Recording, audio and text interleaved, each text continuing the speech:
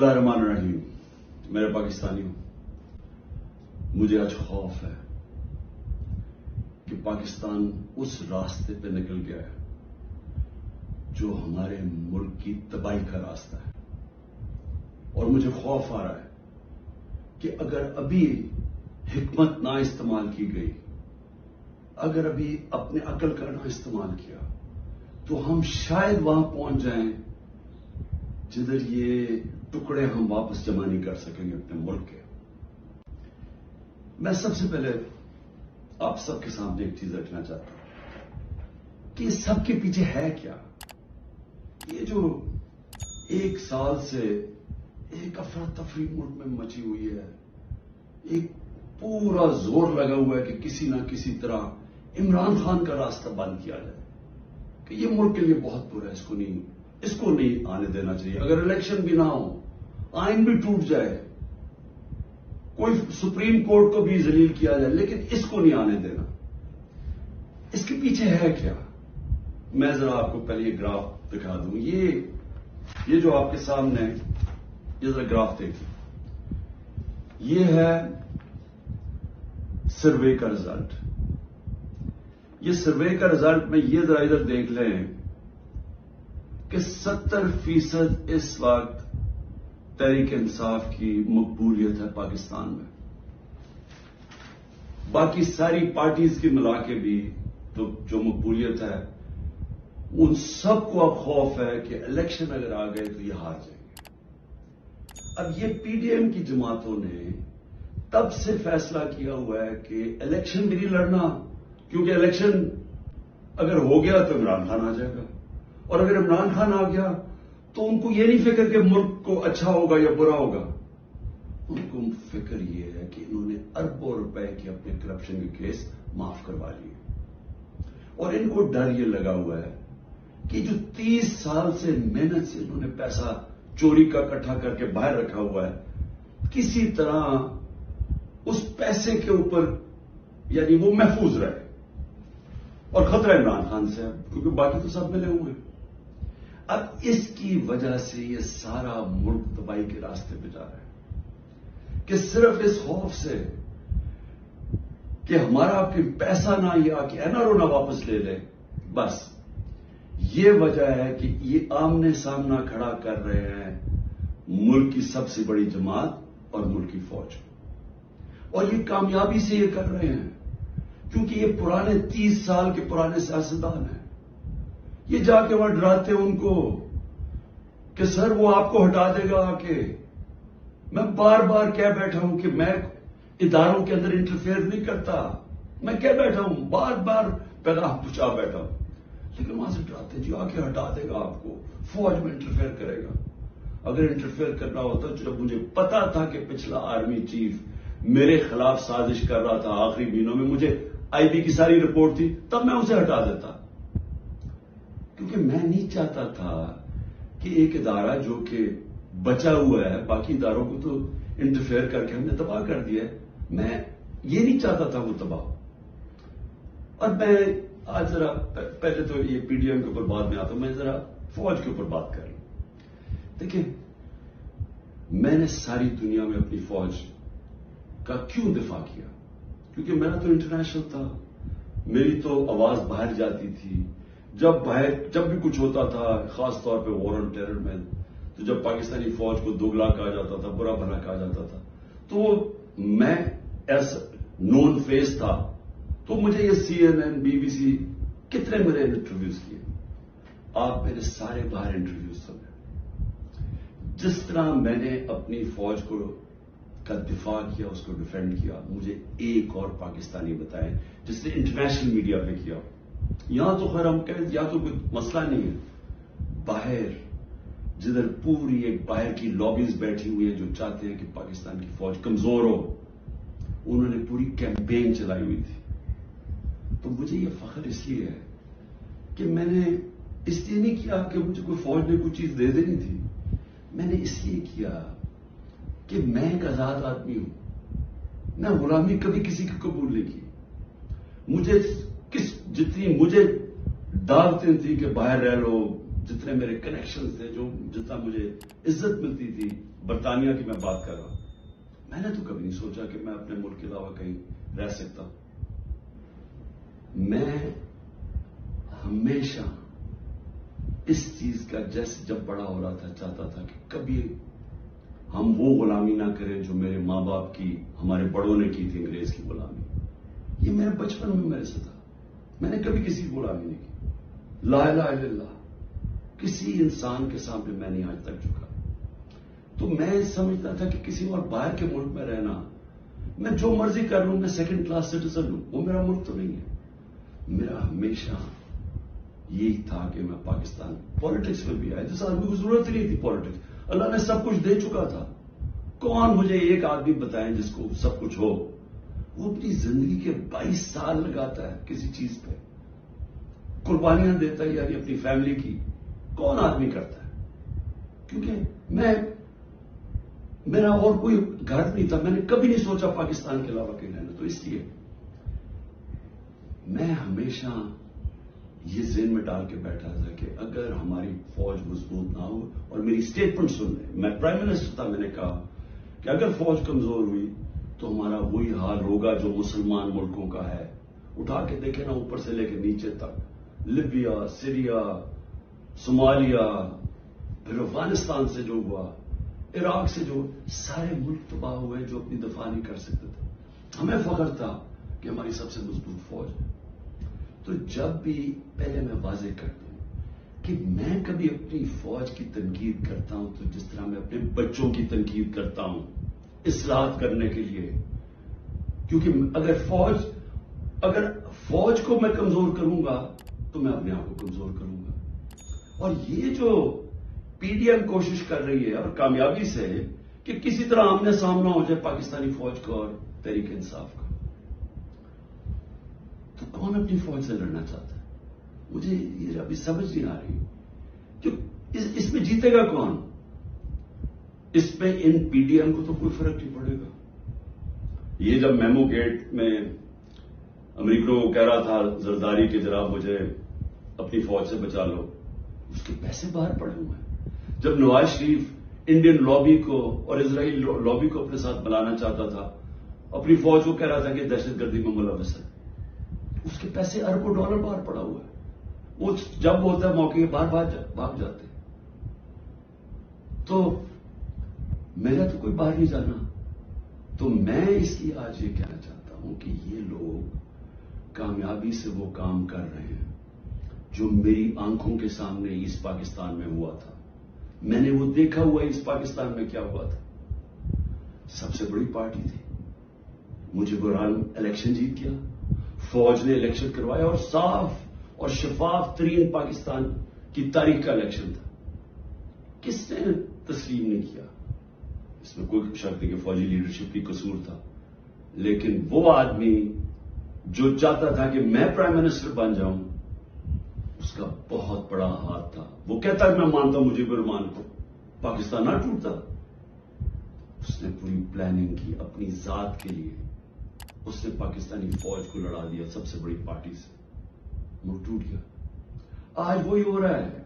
یہ P D M لڑا رہی ہے جان کے, یہ جو کیسز بن رہے ہیں کہ ملٹری کورٹ میں کیس کر دو, آرمی ایکٹ سے کیس کر دو.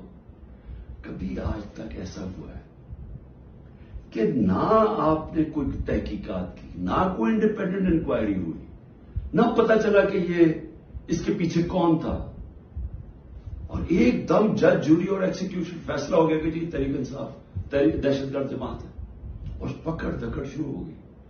7,500 کارکنوں کو پکڑ لیا ہے, اس میں عورتوں کو پکڑ لیا ہے. کبھی اس ملک میں ہوا ہی نہیں ہے. یعنی جس طرح عورتوں سے بدتمیزی ہوئی ہے, یہ کب ہوا ہے یہاں اس ملک میں؟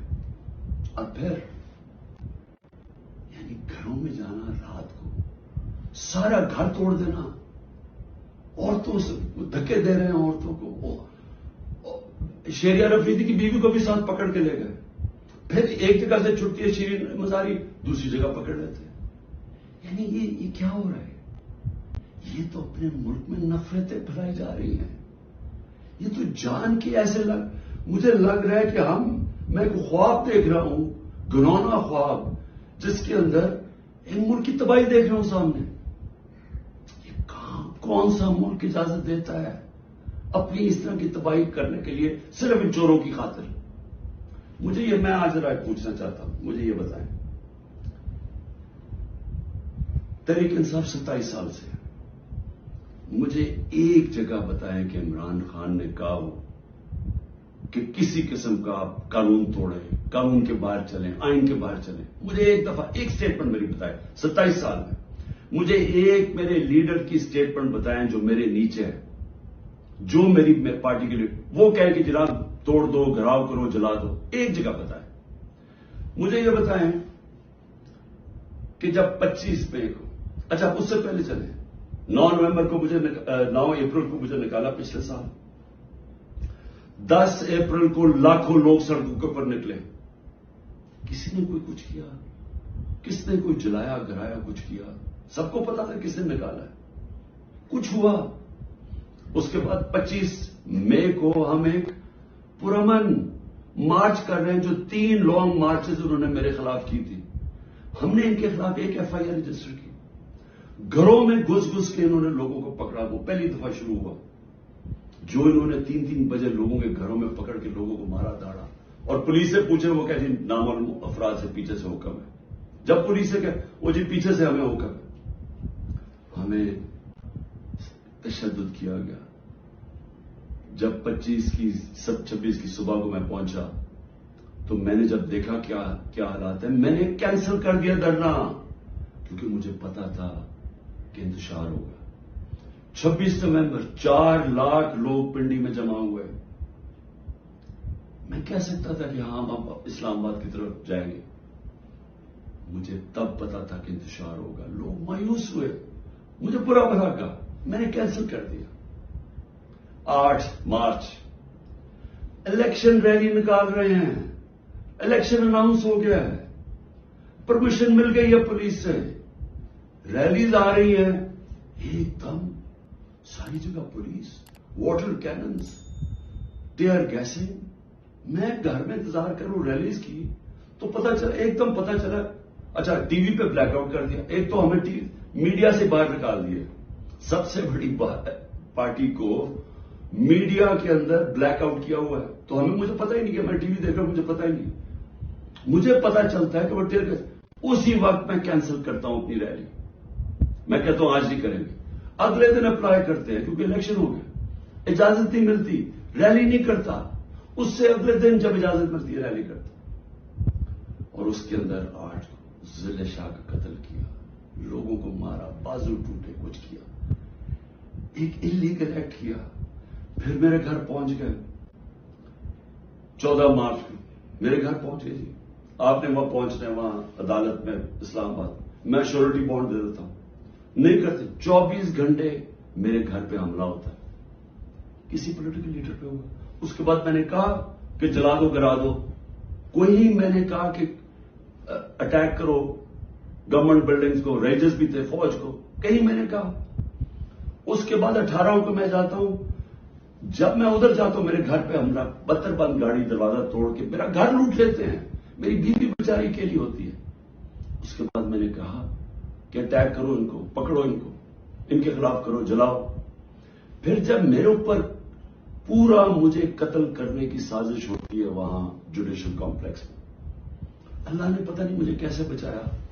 تو جب میں وہاں سے بچتا ہوں، کیا تب میں کہتا ہوں کہ ان سے بدلہ لو، کچھ کرو؟ کیونکہ اندر تو سارے رینجرز تھے، نامعلوم افراد تھے اندر اس کے، مجھے تو پتا تھا کون. کیا میں کوئی اسٹیٹمنٹ دیتا ہوں کہ اٹیک کرو ان کو؟ تو میں سمجھنے کی کوشش کر رہا ہوں کہ جب یہ مجھے پکڑتے ہیں وہاں سے، میں صبح 9 مئی کو جانے سے پہلے کہتا ہوں کہ اگر وارنٹ ہے تو میں تیار ہوں ریسٹ دینے کے لیے. میری اسٹیٹمنٹ ہے. اور میں نے کہا کہ اس کے کانسیکوینسز ہو سکتے ہیں اگر آپ نے مجھے اس طرح اٹھایا. آپ کو تیار ہونا چاہیے. تو مجھے اس دن پتا تھا انہوں نے کچھ کرنا. آرام سے پکڑ لیتے، پولیس سے پکڑوا دیتے. ساری دنیا کے اندر امیج گیا ہے کہ پہلے شیشے توڑ کے سر پہ میرے ڈنڈا مارا، لوگوں کو زخمی کیا، اور مجھے ایسے پکڑ کے لے کے جا رہے ہیں جیسے کوئی دہشت گرد ہے. کہ پاکستان کا سب سے بڑی ڈیموکریٹک پارٹی کا سربراہ نہیں، 12 الیکشن اسمبلی میں نیشنل اسمبلی کے جیتا ہوں، جو ورلڈ ریکارڈ ہے، اور ایسے لے کے جا رہے ہیں جیسے میں نے کوئی جرم، میں کوئی دہشت گرد ہوں۔ اب اس کے جو امیجز تھے اس کا رد عمل آنا تھا، اور یہاں میں کہنا چاہتا ہوں کہ یہ پوری سازش ہوئی ہے، انہوں نے بڑی پلاننگ کے تحت کیا۔ ہمارے پاس اب ساری ایویڈنس آ گئی ہے، ہم عدالت پہ جانے لگے کہ جوڈیشل کمیشن بنائی جائے، تحقیقات کی جائے کہ ایک پارٹی نے اتنی اپنی طویل سٹرگل میں جب اس نے کبھی وائلنس کی طرف گئی ہی نہیں ہے تو وہ ایک دم یہ کیسے جا کے جلانا شروع ہوگا؟ اور اس کو تو اس کے اوپر تو سب سے پہلے آئی جی پنجاب کو بلائیں، یہ جو جناح ہاؤس میں ہوا ہے۔ یہ ہم وہاں وہ لوگ بتا رہے ہیں، میں جب ادھر تھا پولیس لائن کے اندر انہوں نے مجھے رکھا ہوا تھا، تو وہاں جب مظاہرین آئے تو وہ بھی اتنی دور سے تو پولیس نے ان کے اوپر اٹیک کر دیا، شیلنگ کر دی۔ تو یہاں لبرٹی سے لوگ جا رہے ہیں ادھر، تو کدھر تھی پولیس؟ یہ کس نے کیا ہے؟ اگر اس کی صحیح تحقیقات ہو جائے تو پتہ چل جائے گا اس سازش کے پیچھے کون تھا، کون اس کو استعمال کرنا چاہتا تھا ایک پوری پارٹی کو بین کرنے کے لیے، قلعدم کرنے کے لیے۔ یہ جو 7,000 7,500 لوگ جیلوں میں ڈالا ہے، یہ پہلے سے پری پلان تھا، اس کو بہانا مار کے تو ساری پارٹی کو جیل میں ڈالنا تھا۔ اور پھر یہ جو لوگوں کو کہا جا رہا ہے کہ جی اب پارٹی چھوڑ دیں، یا جو اناؤنسمنٹس ہیں، مجھے یہ سمجھ نہیں آ رہی کہ کیا جو یہ کر رہے ہیں ان کو سمجھ آ رہی ہے کہ یہ پاکستان کدھر جا رہا ہے؟ کیونکہ پی ڈی ایم تو چاہتی ہے یہ، وہ جو لندن میں بیٹھا ہوا ہے اس کو کوئی فرق نہیں پڑ رہا کہ ملک کا ادارے جائیں، آئین جائے، ملک کی فوج بدنام ہو، اس کو کوئی فرق نہیں پڑ رہا، کیونکہ اس نے خود فوج بڑی بدنام کی ہوئی ہے پہلے، اس کو نہیں فرق پڑ رہا۔ فرق ہم سب کو پڑ رہا ہے۔ یہ جن کا جینا مرنا ہے پاکستان میں، خوف ہمیں آ رہا ہے اس چیز کا، اور یہ مجھے افسوس سے کہنا پڑتا ہے کہ اس کے اندر اگر کوئی یہ سمجھ رہا ہے کہ یہ اسٹریٹجی سے کوئی سب سے بڑی پارٹی ختم ہو جائے گی، وہ پارٹی اس لیے نہیں ختم ہو سکتی۔ ذرا پھر سے یہ دیکھ لیں، جس پارٹی کے پاس 70% 70% اس کی مقبولیت ہو ملک میں، آپ اس کو ختم نہیں کر سکتے۔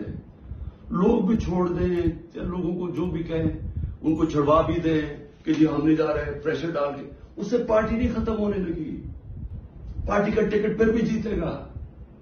یہ جو راستہ ہے یہ تو پاکستان کی تباہی ہے، اور صرف یہ جو باقی پی ڈی ایم جو ریلو کٹے ہیں، جن کا نہ ووٹ بینک ہے نہ کچھ ہے، جو مزے لے رہے ہیں اقتدار کے، یہ صرف یہ کی کوشش یہ ہے کہ فوج کو پاکستان کی سب سے بڑی پارٹی سے لڑایا جائے۔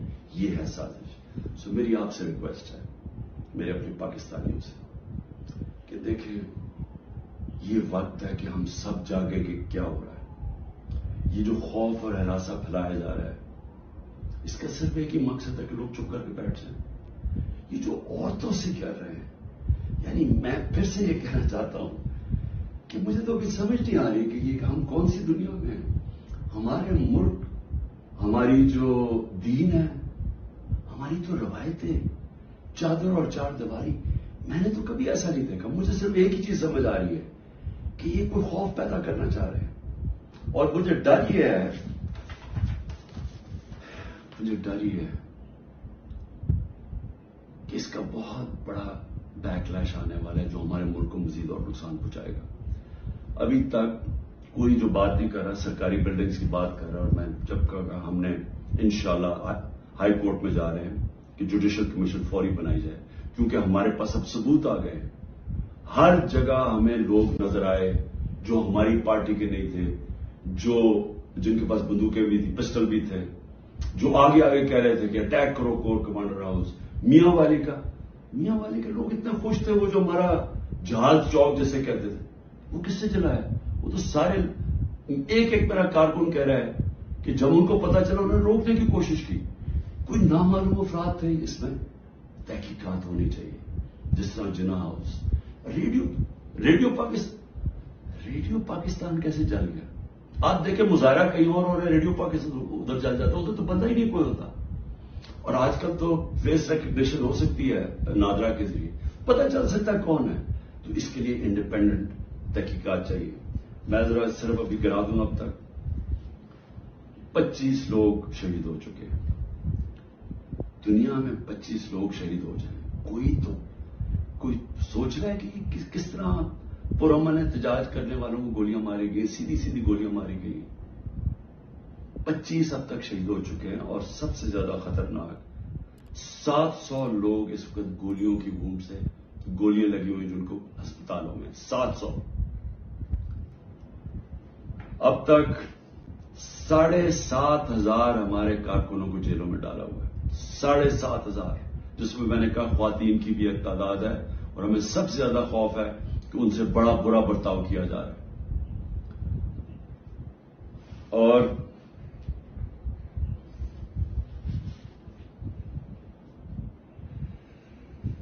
آخر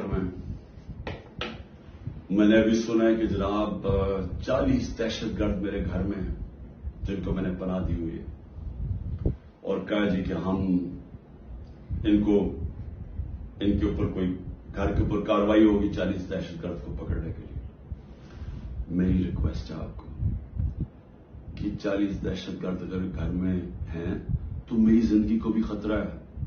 مہربانی کر کے ضرور آئیں یہاں، لیکن اس طرح نہ ہے کہ کوئی دعویٰ بول کے اس طرح کریں، سرچ وارنٹ لے کے آئیں ایک مہذب معاشرے کی طرح. آئیں کہ کوئی نام تو دیں گے دہشت گرد ہے کون، اور آئیں ہم آپ کو ساری دکھا دیتے ہیں گھر میں کدھر ہے، کتنے دہشت گرد ہیں. شاید میرا ہی فائدہ کروا دیں گے کہ اگر کوئی چھپا ہوا وہ دہشت گرد ہے. لیکن اس کو ایک بہانہ نہ بنائیں. جس طرح ہمارے لوگوں کو پکڑ رہے ہیں، جس طرح اس کو استعمال کیا گیا ہے تحریک انصاف کے اوپر کریک ڈاؤن کرنے کا، اس کو بھی استعمال نہ کریں کہ جس طرح کہ جی عمران گھر 40 دہشت گرد چھپے ہوئے ہیں تو حملہ کر دو. تو اس لیے میں آج سب کو کہہ رہا ہوں کہ اس وقت اس کو آپ اور آگے نہ بڑھائیں، کیونکہ یہ بڑھتی جائے گی، کدھر تک جائے گی بات.